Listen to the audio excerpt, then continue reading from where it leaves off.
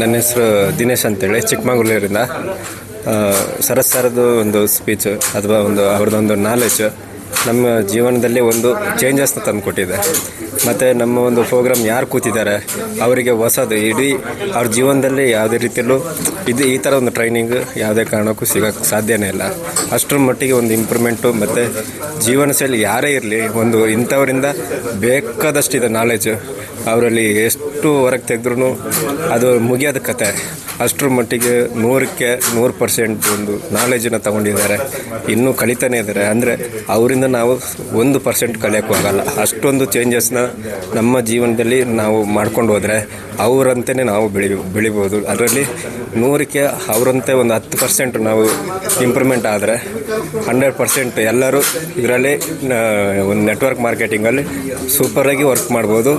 ಅವರಲ್ಲಿ ಇರುವಂಥ ಒಂದೊಂದು ಸಣ್ಣ ಸಣ್ಣ ಪದನೂ ಕೂಡ ಜೀವನದಲ್ಲಿ ಅರ್ಥಪೂರ್ಣಕವಾಗಿ ಮತ್ತು ಒಂದು ಯಾರೇ ಆಗಲಿ ಜೀವನ ಒಂದು ನೆಟ್ವರ್ಕ್ ಮಾರ್ಕೆಟಿಂಗ್ಗೆ ಒಂದು 100% ಇದರಲ್ಲಿ ರಿಸಲ್ಟ್ ಬಂದೇ ಬರುತ್ತೆ. ನಂಬರ್ 1 ನೆಟ್ವರ್ಕ್ ಮಾರ್ಕೆಟಿಂಗಲ್ಲಿ ಬೆಳೀತಾರೆ.